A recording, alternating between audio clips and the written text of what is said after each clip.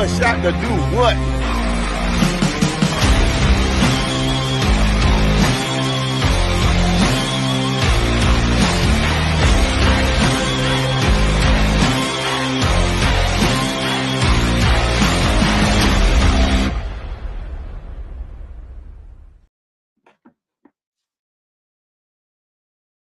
Everybody, this is Mike Hughes, aka the Shy Kid, and you are listening to the Shy Kid podcast. I forgot to mute my phone. Truly do apologize. 2 seconds in. Love to see it. Love to see it. Appreciate everybody tuning in on this glorious Friday where the Chicago Cubs are getting no hit by the number one prospect in baseball. Was a former friend of mine, but after doing my boys like that, I don't know. I might have to, reevaluate our relationship. Paul Skeens is in Chicago. Kev, first, before we get into anything, I'm sitting with the man, the myth, the legend himself, Bears Nation podcast host and 670 The Score's own. You could hear him on the air on weekends, more than likely. He's doing his thing. He's giving you great bets, which I don't know. I've never hit from a Kevin Lapka bet, but Kevin sure does hit. He don't give me the good parlays, but he hits himself. But brother, man, how we feeling, bro? Man, we're feeling good. It's a special day anytime you get to join the Shy Kid podcast, and that's what we're doing here, the Give Us a Shot Network. So, hey, man, it's special to be out here, and then we got exciting things, man. It's exciting time in Chicago with sports. It's been an exciting offseason for the Bears. We know the Sky are rocking, as you do, and the Chicago Cubs are playing good ball despite the loss today to the Pittsburgh Pirates. So, man, let's have a good show, man. Good to be with you. Man, let's do it. And first of all, I saw Lotto at the Dallas Wings Chicago Sky game. I just want you to know, I will lose my job if Lotto is at Wintrust Arena at any point this year. I will shoot my shot with Lotto. I have to. It's going, bro. And it's gonna miss. It's gonna miss. I will be Cameron Payne on the Chicago Bulls with it. It ain't going in, but the attempt is gonna be there. It's definitely gonna be. You remember that video, that famous video of Jack Harlow walking up to Sweaty? Hi, Sweaty. He's like, what? That's gonna be me. You better believe it. I'm not shaking. My hand's not shaking. I'm right there. We're in there like swimwear, brother.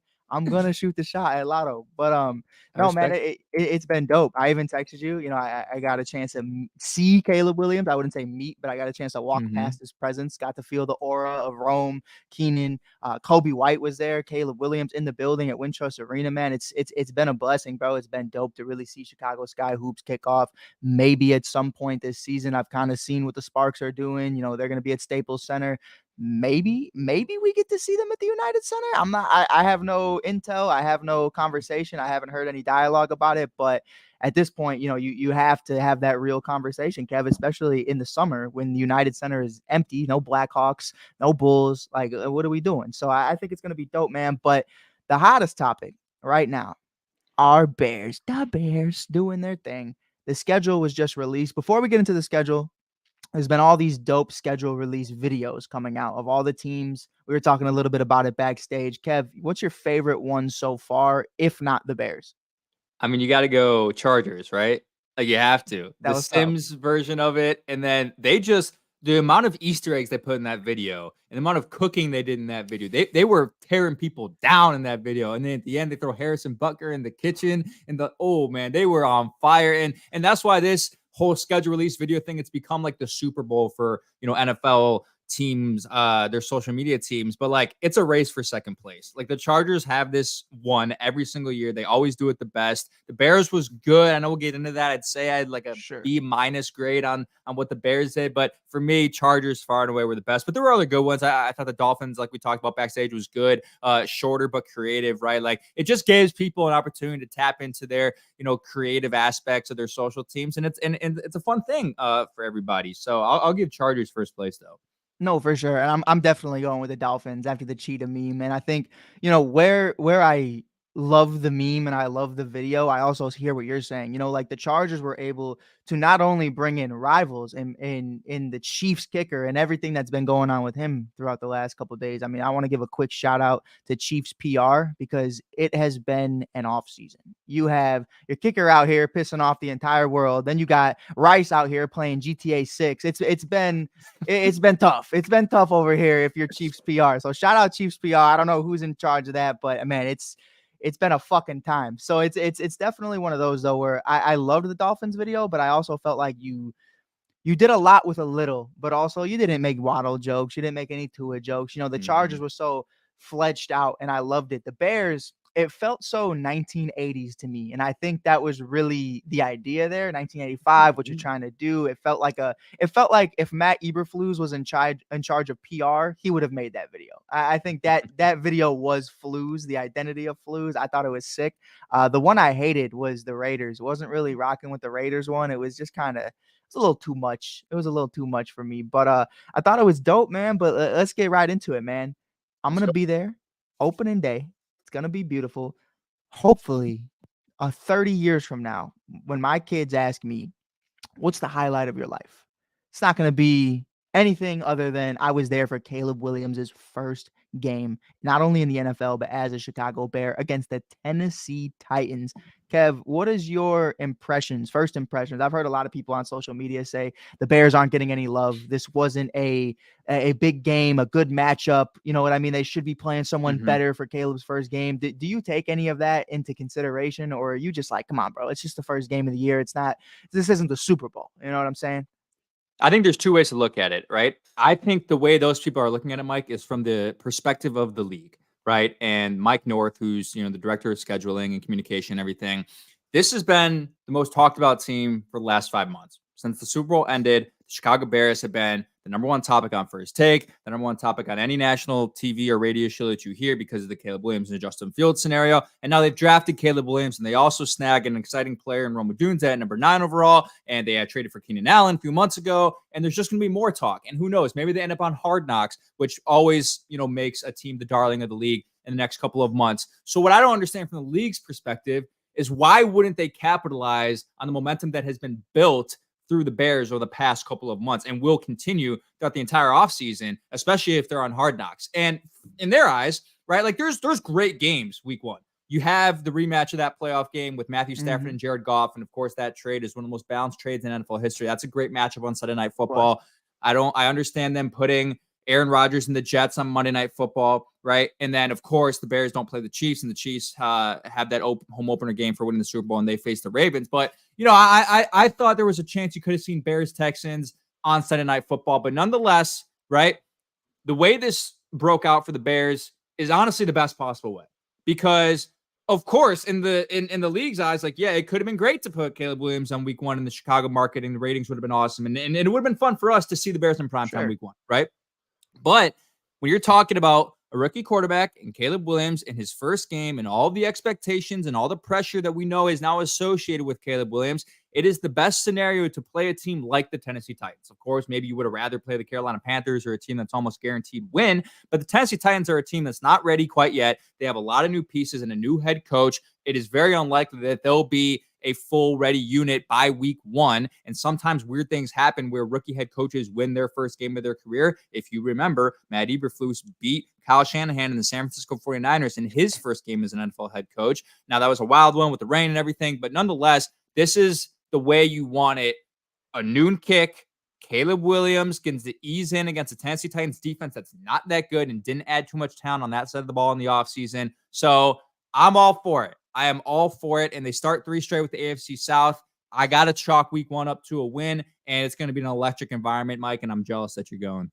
Oh, dude, I'm hyped, bro. I hit my cousin Ryan up right away. And one thing I will never do again is short myself of an experience. I remember 2022 or 2021 or 2022. I'm in college at the time, and for the second or third time, I don't even know at this point. But I'm at Wilbur Wright. I'm in a history class. I need to pass this class, and I have a final the same week. My cousin's going to see Bears versus Bucks, Tom Brady and Gronk in Florida. I passed up on it. I ended up failing that class. So I was like, you know what? I will never miss out on an opportunity again. I missed to see the GOAT. I missed to see one of the greatest tight ends of all time. I missed a chance to see the Bears in Tampa. Would have been a great experience. Didn't get a chance to do it. So I'm like, you know what? Caleb Williams, don't care what we got going on that day. We have to be there. So I know Kevin's going to be on the ground doing his work again for 670 to score wherever Kevin is, because Kevin does amazing things 24/7. I can't keep up with the kid.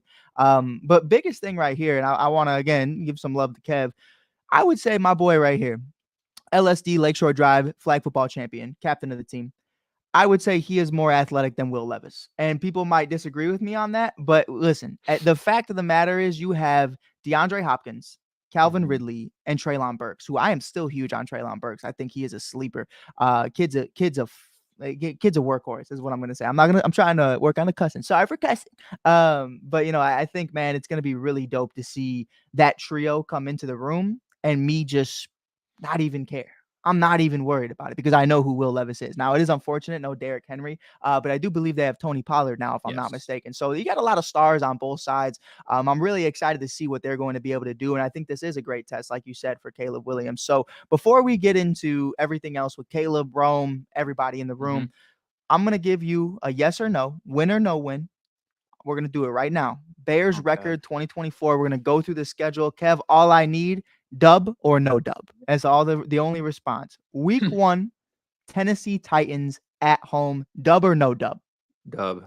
Dub. Okay. Week 2 in Houston against the Texans. Dub or no dub? No dub. Week 3, Anthony Richardson, ? And the Colts in Indy. Dub or no dub? I'm going to go no dub. No dub. No dub. Back at home, Sean McVay, Puka Nacua, Cooper Kupp. Dub or no dub? Gonna go dub. Gonna go dub. Carolina Panthers, Bryce Young back in the building. Part 2, dub or no dub? That's a dub. Come on. That's a dub. Come on, stop playing with them. London, baby. We're in London. We're with the Brits. What are we doing? Dub or no dub? Jacksonville Jaguars. We're dubbing in London. We're dubbing in London. I love it. Week 7, bye week, whatever. Week 8, Washington, Jaden Daniels versus Caleb Williams. This is going to be a really good one. I'm excited. Dub or no dub? Dub. Dub. Arizona Cardinals, Marvin Harrison Jr. going to remind the Bears that his dad owned us, and so does he. What do you think? That's going to be a no dub. That's a no dub. New England Patriots at home. Dub or no dub? Dub. Dub. What are we talking about? Drake May? Talking about? We know UNC QBs that wear number 10. We're not afraid of them. Then first actual conference matchup, rivals, Green Bay Packers. Let's do it, baby. At home, Green Bay, dub or no dub? Jordan Love versus Caleb Williams. Dubbing it. Dubbing it. Fuck it. Week 2, we're back at it. Oh man, I don't even know. Sam Darnold, Nick Mullins, JJ McCarthy. Somebody is going to be quarterback for the Minnesota Vikings at home. Dub or no dub? They're dubbing that one. Dubbing that one. Let's see. Detroit Lions in Detroit. Dub or no dub? I'm going to go no dub. Gonna go no dub. Sam Fran, Brock Purdy, the Purdster. What do you think? Dub or no dub? No dub. No dub. Minnesota Vikings in Minnesota. This go around. Maybe JJ McCarthy starting at this point. What do you think? Doesn't matter. That's a dub. Doesn't matter who's starting. That's a dub. Last 3 games. Mm-hmm. These ones are going to be some of the more interesting ones to me because I think all 3 of these teams can be playoff contenders because I think people are still sleeping on Seattle. Number 1, at home, we have the Detroit Lions. Dub or no dub? That'll be a dub. That'll be a dub. Seattle Seahawks in Chicago. Dub or no dub? That'll also be a dub. Week 18. This is the big one. Last year, we had week 18 where we saw Luke Getsy run the ball 6 straight times and failed to convert a first down. Dub or no dub? Rematch. Week 18 could be the biggest game of the year for both teams. Bears versus Packers in Green Bay. Dub or no dub? That'll be no dub. No dub?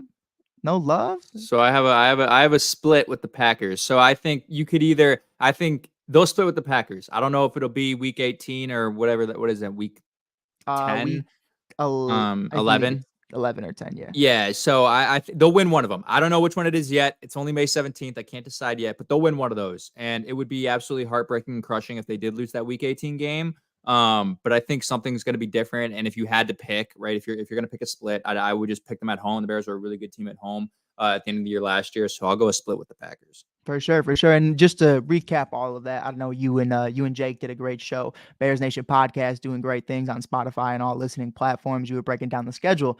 Where do you have the Bears finishing, not only record-wise, in case people couldn't do the math on dub or no dub, but just overall in the division? Because I know there's a lot of people who think there are 3 playoff teams in the NFC North alone. Yeah, I think there are. So I had the Bears at 11-6. I think Jake and I went through it, and I had them at 11-6, and I think that's what I just did just now with our dub or no dub. I think I was right there at 11-6. I look, I am expecting the Bears to go over their win total 8.5. I'm expecting them to be a good team. There's way too many winnable games on the schedule, but I don't think they win the division. I'm a big fan of the Detroit Lions this year. I know it's hard for me to say that because they're in our division and they're a rival. Obviously not the same type of rivalry as it is with the Packers, but this is a Lions team that was expected to lose their offensive coordinator, was potentially going to lose their defensive coordinator, ends up retaining both. And listen to this, Mike. This is a really interesting stat that's really only applicable to the Detroit Lions. 15 of their 18 games this year are played in a dome. And if you know anything about the Detroit Lions and Jared Goff specifically, he is a much better quarterback and his stats are much different when he plays indoors in a controlled environment versus outdoors in the elements, not necessarily on the West Coast, but in cold weather in Central Time Zone or the East Coast, he always struggles. So they get 15 of their 18 games in a dome. They also draft Terrion Arnold in the first round and Ennis Rakestraw Jr. out of Missouri in the second round, 2 cornerbacks, which has their biggest positions of need. They got better this offseason and retained both of their offensive coordinators. I don't see how they necessarily take a step back. Like the only way that happens is if Jared Goff takes a step back, but because I'm blanking, Ben Johnson is still there. Right. I don't think that happens. And their playmakers are still there. And Jahmyr Gibbs is going to be a phenomenal play in fantasy. So I have the Lions winning that division 12-5. Bears being second in that division at 11-6, and then the Packers coming in at 10-7. I think the Vikings are under 500 with an underwhelming year. But when you look at the Bears' schedule, like, of course they'll drop games that they're supposed to win. Every team does, and that's why I had them losing to, I believe, the Cardinals, right, in Week 9. And I'm sure there'll be another one of those. But here's the interesting thing about this schedule, Mike. So you talked about it. You referenced the fact that they don't play a division game until Week 11. And here's where that's good and bad, okay? It's bad because the bye week is an early bye for the Chicago Bears this year. They have a Week 7 bye. So you could get into a situation where because of the early bye, you're now dealing with the latter half of the season, a later schedule where you haven't had rest in a while, and you're dealing with injuries in all these conference games, right? That's totally on the table. It happens to every single team, regardless of training staff. It's a possibility. But here's the pro about the Bears having a bye, not having a division game until Week 11. This is a team we know with a rookie quarterback. This is a team with a head coach who still has some things to prove. This is a team that is, relatively ready to win the defensive side of the ball, but added pieces across the roster. It might take time for them to become who they are, right? And to figure out who they are, especially when you have a rookie quarterback coming into the mix, no matter how pro-ready he is. And we know how pro-ready Caleb Williams is. It's going to take time. This is what happens in the NFL, unless you're CJ Stroud, which is almost an anomaly of a rookie season. It takes time. So by the time Week 11 comes around, you have a team that has now played 10 games or 9 games at that point because of the bye with your rookie quarterback, with Keenan Allen, with, your new offensive and defensive coordinator. If you don't have it figured out by then you won't have it figured out at all. So that's the way I like a lot of people are mad about the Bears not having a division game until Week 11. I think it actually shakes out pretty good for them.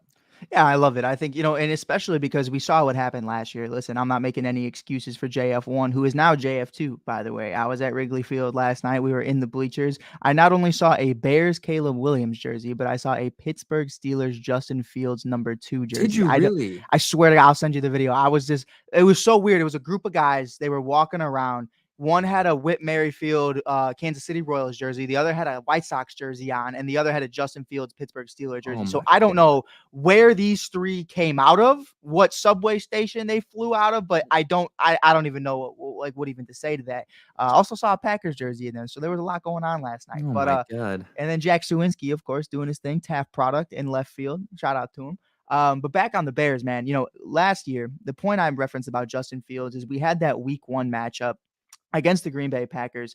And I mean, we shit the bed, and it kind of, it ruined the entire identity of what guys like you and I were building up all offseason. I mean, we were like, okay, DJ's here. Okay, we got some moves. Darnell Mooney's going to have a bounce back. Let's keep riding. Let's keep doing it. We're going to trade for a pass rusher. We're going to be shit the bed immediately, kind of humbled everybody. Now it's kind of like, okay, it's the Tennessee Titans. Whether we win or lose that game, it will not be the end all be all, because at the end of the day, it's going to come down to it. If in Week 1, Caleb Williams lost to Jordan Love, it would be a problem. So, it's going to be interesting. Shout out Christopher Morel. I saw your little comment in the chat. Doubles 9-3 Pirates. Thank God. Was not trying to get no hit at all.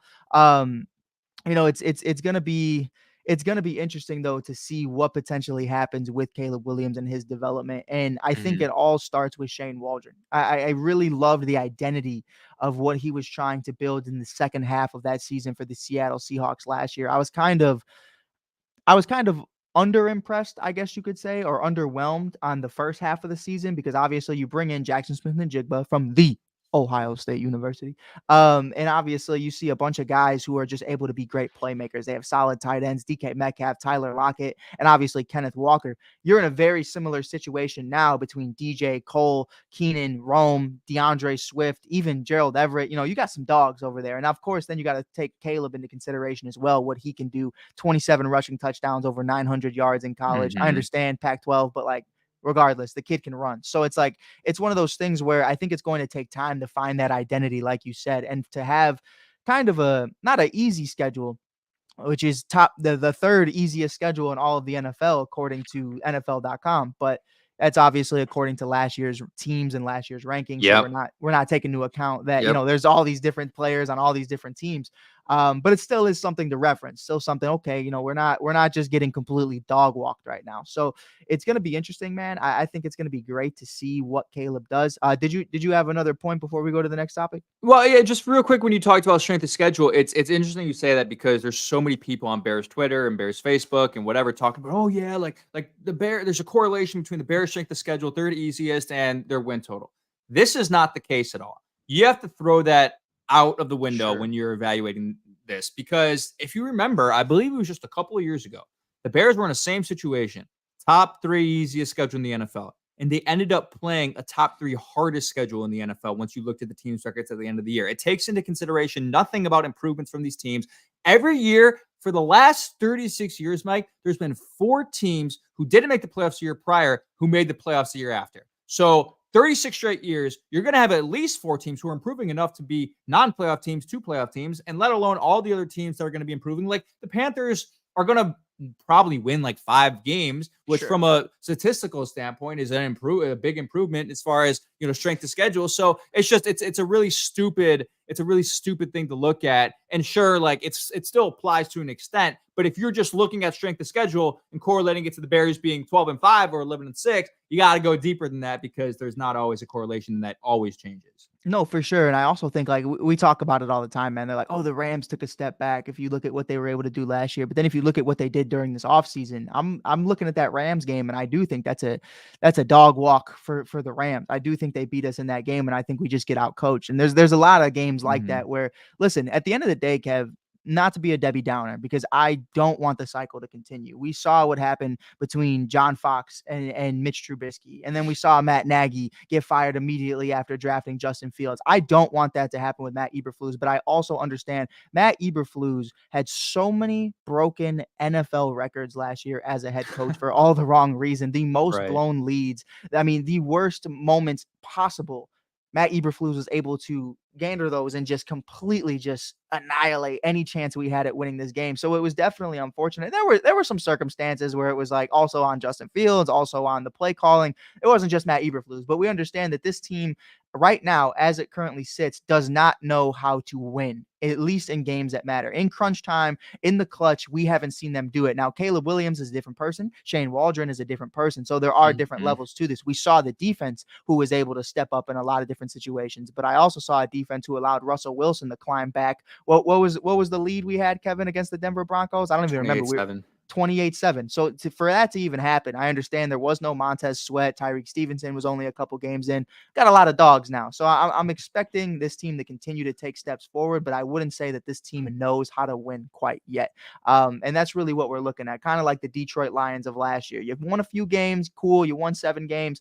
But did you win any games that truly mattered? And I think that's really what it's going to come down to. When you're dog walking somebody, I want you to dog walk them for 4 quarters, not 3, not three and Yeah. a half. You need to finish the job because you're going to let guys back in. So I'm excited about it. I think there's going to be a few games where we do definitely get out coached, and that's just going to happen with the growing pains of rookie players and obviously just not being respectfully not being the greatest mind in all of sports when it comes to coaching on all phases. But I love Fluz's energy. I love the culture. I love what Yes. he set. I'm excited about Shane Waldron and the potential and the possibilities. It reminds me so much of, like you said earlier, Ben Johnson and Dan Campbell. Is Dan Campbell the smartest guy in the room? No, that's it. And that's been proven. But does he bring in the right minds to help create and correlate with his culture?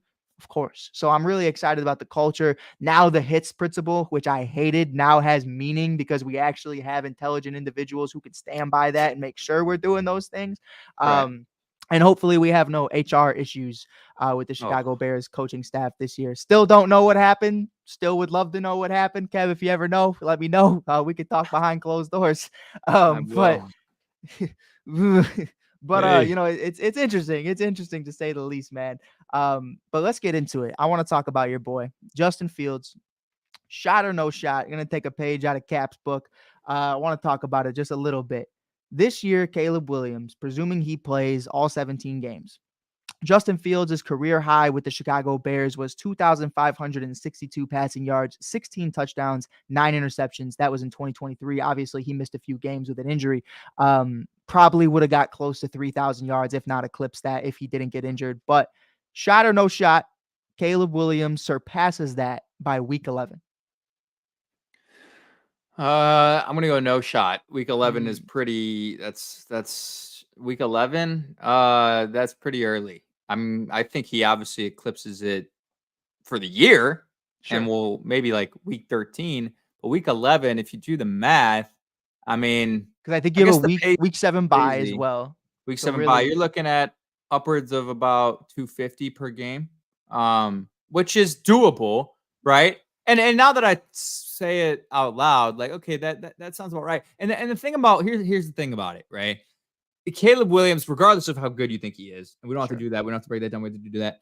He's in a situation where for him to at least just reach those statistical quantities, he doesn't have to be that special. He doesn't have to do that much, right? Right. Because he's got so many talented playmakers, guys who are great with yards after the catch, guys who are just going to get open. And I think Shane Waldron is going to make things easy for him. You could see a lot of 250-yard games that aren't the most impressive 250-yard games you've seen in your life, right? Right. Like when you talk about 250-yard games for Patrick Mahomes, honestly, oftentimes it's nothing special. It's slant routes and crossers and screens that, at least in the Tyreek Hill days and the Travis Kelce days now, like they're just getting open 10-yard passes, moving down the field, yards after the catch, boom. Like it's not like every play is a 45-yard bomb to DJ Moore. Like that's not the case. So I think with the new play calling of Shane Waldron and the assets they have on offense, it's going to be a hell of a lot easier for a rookie even in Caleb Williams to reach those statistical quantities. So I'm still gonna say no. I mean, there's a shot it happens. Obviously, there's a shot it happens. But if I had to like put money on it, I would probably say under on 2,500 by week 11. For sure, for sure. And obviously, taking into account that's only 10 real weeks, if we're being completely real, because you have that week 7 bye. So it's going to be interesting to see what happens. But as of right now, when it pertains to Bears rookie quarterback numbers and statistics, Mhm. it's really a cakewalk if you're Caleb Williams. I mean, you have every single reason to break every single Chicago Bears rookie quarterback record. Right now, the most passing yards by any Chicago Bears rookie quarterback is held by the man himself, Mitchell Trubisky, 2017. I mean, you had what were we rocking with? Kendall Wright, Cameron Meredith, Jordan Howard, and Adam Shaheen. I mean, it wasn't a great squad. Joshua Bellamy, it wasn't a great squad whatsoever, but he holds the record right now. 2,193 passing yards in 2017 in his rookie season. Mitchell Trubisky is that guy. Do you think he's still that guy by the end of the year, or do you think Caleb can almost double the amount of yards that Mitch put up? Yeah, I think Caleb probably can get close to doubling it. And Mitch, Mitch didn't start the season, right? He Right. didn't start playing until I think like week 7 or 6. So honestly, you give Mitch a couple weeks, he might have like 3,100, 3,200. Man, they did our Mhm. boy Mitch dirty, bruh. But no, Caleb's obviously going to clear all these records, and it should be pretty easy for him. And it's not like clearing those records really means anything in our eyes because the bar is so low, but it's nice to have his name in the history books, right? And nice to see that, okay, maybe we do finally have somebody who breaks the mold. And again, the opportunities have been there in the past. Like Justin Fields, we had the same conversations when he came out of the draft. We said I'm sure you did an episode on your show of like the Sure. same numbers, like, oh, I'm sure he's going to break these numbers because the bar was so low. And unfortunately, he was just put in a bad position. Obviously, he didn't produce, the weeks after he became the starter, but wasn't the starter week 1. And the time that he became the starter was put in an awful situation. He was sacked by the Browns 9 times. He had like 30 passing yards in the game. And most of it was not his doing. It was an offensive line and coaching staff that let him down. But the situation is too perfect for Caleb for him not to break every single record. And that's the difference between this and any other situation that we've seen for a rookie quarterback in the Chicago Bears. And it's important, Mike, it's important to recognize that because you have a lot of naive Bears fans, and not necessarily Bears fans, but mostly national NFL fans who are like making a correlation just between the history of the Chicago Bears and the success of Caleb Williams. Like, he is not going to succeed because he's a member of the Chicago Bears. Right. Because we've seen what has happened year after year after year when they've drafted a rookie quarterback. But those people who are naive and ignorant don't take in consideration the fundamental differences around the quarterback that we already mentioned. You have the best wide receiver core in the NFL, and I will say that with 100% certainty. You have a better offensive coordinator, you believe, who's been actually calling plays in the NFL than guys that you've had coaching your rookie quarterbacks in the past. And the offensive line is also better than it has been in years past. So all in all, just a better situation. And it's all those things that lead me to believe that he will break all those rookie records with relative ease. No, I'm completely there with you. And I think it's going to be very, very quickly that we see Caleb Williams kind of ascend to being one of the faces of Chicago sports. Also, Kevin, I have a quick question for you. Was that you that made that graphic the other day on the score of the faces of Chicago sports? No, who made that? I'm not sure, but I see a lot of pissed off White Sox fans, and I loved it because there was no White Sox player whatsoever, and it was my favorite graphic I think the score has made in a little while, just because I was like, it's Christopher Morel, Angel Reese, Caleb, and Rome. I was like, this is top-notch quality. So I wanted to give you flowers if you did make that. So I thought it was dope. I did make it, and I got a backlash for it. But it wasn't intended to be a shot at White Sox or Bulls players or fans or anything, and it was taken that way. Like, people were like, oh, like they're intentionally like dissing Jerry Reinsdorf because there's no Jerry Reinsdorf team. It's just like people who develop and create content know this, but like, what's the talk of Chicago sports right now? The Chicago Bears are number one. Mm-hmm. Chicago Sky are probably 2 or 3 with Angel Reese and how popular she is. I mean, the girl was at the freaking Met Gala, okay? Mm-hmm. And then the Chicago Cubs, of course, with the way Christopher Morel has been playing, and he leads the team in home runs. And you say it's arguably the most exciting player, and he's the youngest of the exciting players. And then, of course, you got to throw Bedard in there because he's Bedard.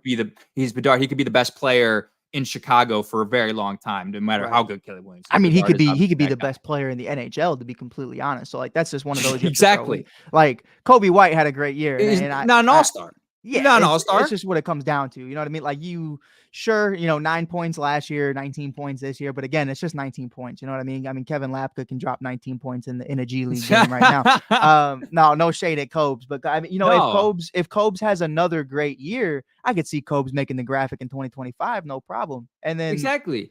To the White Sox fans' point, Kev, like really quick, because I'll say it for you because I know you don't want to. Fuck them. Like, give us a reason to put Luis Robert. Where's Luis Robert Jr. right now? Right, exactly. On the IL. So like, what are we talking about? So like, you have to. The best ability is availability always. I would love to put Eloy on there because he hits dingers. Like, the dude's fun. I would love to put all these different cats on there, but unfortunately, you either traded them away or they're on the IL, and that's just one of the more unfortunate things. But listen, you talked about it a little bit. The best trio in the NFL. I've been seeing the rankings. There's a lot of trios that I didn't even realize were trios. Like, usually you're looking at the first two. I see the graphics of the top 10 trios in the league, and I'm like, oh, I forgot he was there. I forgot that third guy. You know what I mean? Like, I forgot Tyler Boyd is no longer on the Cincinnati Bengals, so you have to take that into account with T. Higgins and Jamar Chase. There's a lot of guys going out there right now, but you made a great point. We talked a little bit about Caleb's rookie year. I want to talk about Rome's, because Rome's rookie year to me is probably going to be one of the more interesting ones in the entirety of the NFL. I think right now when I look at Rome, I compare him to Jackson Smith-Njigba's rookie year with Shane Waldron as the offensive coordinator. You have DK Metcalf, Tyler Lockett, DJ Moore, Keenan Allen. You have a good run game, DeAndre Swift, Kenneth Walker, and obviously Caleb Williams, Geno Smith. So I would say relatively equal offensive line. If you're looking at 2023 Seattle versus 2024 Bears, they were both kind of right outside the top 10. I think that's kind of where it's going to be. But right now, I think, a rookie year for Jackson Smith-Njigba, slow start to the year, but finishes with 63 receptions, 628 receiving yards, and 4 touchdowns. That's kind of where I'm at right now with Rome. I don't know if you would agree, but I don't think he's going to be a huge red zone threat. I think that's going to be Kmet and Keenan. And then obviously, I think you're going to get the ball to Rome in certain instances. Now, we've seen their relationship growing throughout camp, and even I don't know if they both knew they were getting drafted to the Bears, but they were on the same plane. They're working out beforehand. Not gonna,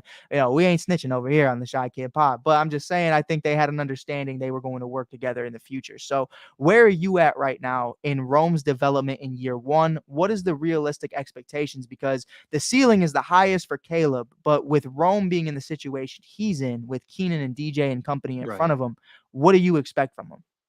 Yeah, and I told people from the jump since the day he was drafted to kind of temper expectations for him, right? And the comparison you make to Jackson Smith is obviously Jackson Smith and Jigba is obviously a really good one. I think they're similar style players, right? Guys who have extremely good ball tracking skills, great hands, and I would say Rome might be a better athlete than Njigba, but pretty similar athletic frame and style of receiver. And I thought last year, and Njigba was drafted a little bit later than what Rome was. Rome was number 9. I believe Njigba was down there in like 17 or 18 to the Seahawks last year. But I think the production is going to be similar. And I was honestly underwhelmed by the way that Shane Waldron utilized Njigba because I thought personally, like he was a clear-cut better receiver from day one than Tyler Lockett. He obviously wasn't at the level of DK Metcalf quite yet, but he was better than Tyler Lockett. I thought he deserved more targets and receiving yards. And I don't know if he ended up with more receiving yards than Lockett last year, but you could tell that he wasn't as involved in the offense. But that's also a team with a quarterback in Geno Smith. And if we believe Caleb Williams is going to be great, then he'll be better than Geno Smith and he'll distribute the ball more to players like Rome Odunze, who he clearly has a relationship with. But you are sitting behind two of the more established wide receivers in the NFL who are two of the best at what they do. And there's just simply a lot of mouths to feed. So if you do end up at the end of the year seeing a statistical stat line of 650 yards, 5 touchdowns for Rome Odunze, it's not because he's unproductive. It's not because there was a lull in his development. It's simply because there's too many weapons on this offense, especially when you consider the fact that DeAndre Swift is a great receiving back and Cole Kmet is resurgence in his career last year, especially in the red zone. Gerald Everett's a guy who can, eat up yards whenever you need it. And they have guys across the roster. So look, Rome Odunze is going to be phenomenal. And I'm really excited about what he's going to do this year, but temper your expectations as far as statistical output. But guess what? Keenan Allen is probably only going to be here 1 year. I think that's just the reality of it. So get Rome Odunze acclimated, even if he does have an underwhelming year from a statistical standpoint. Next year is the year that he can take off and be that 1,200, 1,300 yard receiver. But I'll say this, Mike, I think it is on the table. If Caleb Williams is as good as we think he is from the jump, no learning curve, right? And he's got it from week 1. I think it's possible all 3 Bears wide receivers go over 1,000 yards. That would be crazy. And I think, even in that conversation, in that same breath, I'm not trying to be biased, but I still think Cole would have over 700 as well. And I think you're looking at a guy who's throwing over 300 or 3,700 yards in Caleb Williams if everything goes as planned.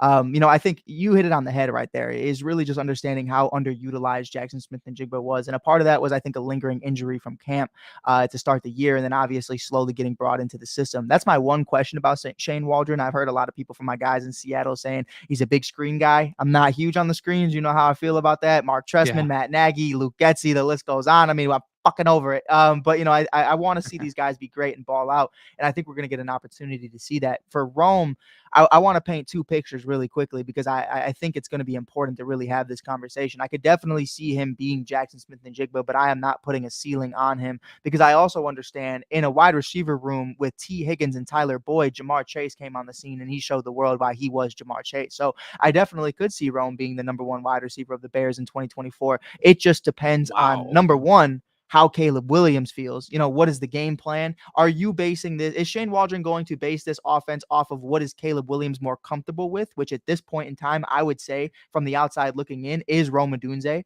what we've seen in camp thus far, what we've seen prior to camp. Now, I know he has a relationship already built with Keenan Allen. Obviously, he was working a little bit with DJ Moore, but, I definitely think right now, if you're going to predicate it on, what other teams were able to do. Okay, but let's have a conversation about what was Geno Smith and JSN's relationship prior to JSN getting drafted. Like Caleb already had this relationship with Rome. They're on the same flight. They're hugging each other at the draft. That Bears doing the claw. Like it's cool. Like, it's dope. So I'm excited about it, man. I think it could be dope either way it goes. We got one last question for you because I'm busy, man. We know we both got some stuff to do. I got to go make a Cubs post game about how much I hate my life and how much Paul Skeens just didn't want to care about me today. But with that being said, I want to talk about the best defensive player on the Chicago Bears. Tyreek Stevenson going into year 2. I'm going to deem him already. I think he is going to be the face of this defense. I think he is going to eclipse Jalen Johnson at some point. That's my personal opinion, Kev. I think he's going to be that guy. Defensive Rookie of the Year candidate, top 5 in 2023. Kevin, where do you see the realistic expectations for Tyreek Stevenson going into year 2? Obviously, we're going to talk again in the future about the pass rush throughout the year. We'll see what happens with guys like Yannick, Austin Booker, and others. But right now, let's focus on that Bears secondary. Kyler Gordon, you bring in Kevin Byard. You have guys like Kwani. He's doing his thing. I mean, Jaquan Brisker's been great. Jalen Johnson's back on a multi-year deal. But Tyreek Stevenson made some waves last year, guarding some of the best receivers we were matching up against. How do you feel about him in year 2? Yeah, I love Tyreek Stevenson's development. I thought he was a steal in the draft last year, getting him in the second round. I think when you look at Tyreek Stevenson, you look at more of a takeaway driven upside. You know for a fact that Jalen Johnson's going to draw the best receiver on every team for a majority of the game. He's an island out there. He's one of the best cornerbacks from a lockdown perspective, just a one-on-one press man, zone coverage, whatever it is. Jalen Johnson is going to do the job for you against the best in the game. He's had games where he's completely neutralized the best in Justin Jefferson, right? We know that he's that guy, that he's him. And that's why he got that contract. So now you look at a guy like Tyreek Stevenson, you saw this a little bit last year. You know, the Bears can get a little creative with the way in which they deploy him and use his athletic ability and his ball tracking skills to be able to get after the quarterback and actually get some takeaways and provide that to a defense that, you know, was number 1 in the league in takeaways a year ago in the last, 7 or 8 weeks of the season. So when I look at Tyreek Stevenson, yeah, I believe he's a great cover cornerback as well. And I think he can do some of the things that Jalen Johnson can do when you take away, some of the better wide receivers on teams that are loaded and have a trio like the Houston Texans, who they'll see week 2. He'll get the assignment of Nico Collins while Jalen Johnson gets the assignment of Stephon Diggs. But you're really looking at an upside from a takeaway standpoint and a guy who can really be a contributor, on that side of the ball as far as taking that ball away and being a factor in that defense. I don't know if he can surpass Jalen Johnson as the best player on that defense, just because he won't be guarding, the Stephon Diggs of the world and the Justin Jeffersons and the Amon-Ra St. Brown's of the world the entire game, right? He'll definitely get those assignments in certain personnel packages. But I love the way he's trending. The way he played in the final 7 games of the year last year made him, a candidate at the time for Defensive Rookie of the Year, especially because of those takeaways and being able to turn the ball back over for your offense and produce points off of takeaways. So I'm in love with the way Tyreek Stevenson plays, but I got to be honest. I think Kyler Gordon has a better year than him. I'm really high on Kyler Gordon. I think he develops himself into a top 3 slot cornerback in the NFL next year. We know the upside is there. We know the potential is there. I mean, this guy is a freak athletically. He can do anything that's asked of him on the football field from Matt Eberflus and Eric Washington, the defensive coordinator. They can put him anywhere they want, and he can be productive anywhere. He needs a little bit of work in his technique this offseason, where there's a couple technique things that cause him to have some struggles in his first couple years, but a really smart football player with the ability to also take the ball away and really come off the edge too, and maybe in some nickel blitz packages, get to the quarterback and get some sacks and really be a factor in that way, the way Bryce Callahan was for the Bears in 2018, and that awesome defense that turned Callahan into one of the top nickel quarterbacks in the NFL. So all in on Kyler Gordon, all in on Tyreek Stevenson, all in on Jalen Johnson. Mike, I'll tell you this before we go. It's the best second in the NFL, and it's not even close. I completely agree. I think they're the best in the league, but I know you got to bounce. I know you got to get out of here real quick. Kev, keep the people updated. What do you got going on right now that is probably the dopest thing going on in the Chi? Yeah, man. No, this is a really special thing, and I appreciate you giving me the platform and opportunity to talk about this. Just a couple weeks ago, we launched our foundation called the Treat Foundation. You can check out our website at treatfoundationnp.com. Essentially, what we're trying to do here is provide treatment, rehab, and education to the athletes of tomorrow. That's what the Treat stands for.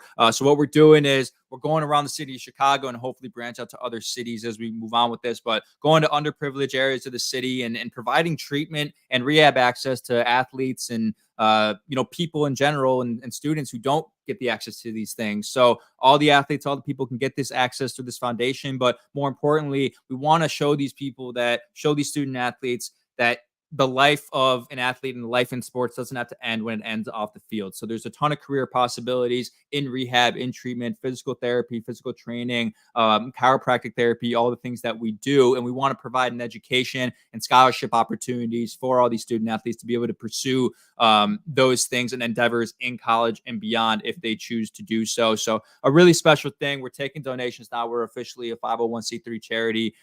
So we're going to get some merch out here in the next couple weeks as well. And I'll be sure to plug that. And Mike, you'll be one of the first to receive a free tee for that. But it's a really special thing. So if you want to get involved and donate, you can check out our Instagram as well, Treat Foundation. But yeah, treatfoundationmp.com is where you can find all of our more information. And yeah, man, we're really, really excited to get this going and get a couple Bears players involved and really make a difference in the city of Chicago. Without a doubt, brother. I love it. I love it every single day. Just another shy kid doing his thing, man, giving our part. But with that being said, man, appreciate you guys being here. Appreciate you guys tuning in. If you guys want to check out Kevin Lapka and what he's got going on, you can find him at Kevin Lapka, period. There is no Kevin.Lapka. He got it. Lucky man. Some asshole out there has the shy kid full point, but you can check him out on Twitter, Instagram, everywhere, on every single social media handle, or at Bears Nation Podcast or 670 The Score. Just turn on the radio. You can hear Kevin from time to time chiming in, giving his takes. But with that being said, man, appreciate you guys listening. Make sure you give us a like, give us a follow, give us a shot network. You check the link in our bio. You can always check us out, what we're doing. Amazing things from Protect Our Queens to Mike and Germ to Corey and Bert. And sometimes you see my ugly mug talking Chicago sports. But with that being said, man, appreciate you guys tuning in. Appreciate you being here. Appreciate everybody on TikTok. 19K today, 18K last Friday. We've been flying. Well, I mean, fuck it. 20 by the 20th. I don't know. Maybe that's too much, but I'll check you guys out later. Until then, we are in there like swimwear with Kevin. Da Bears.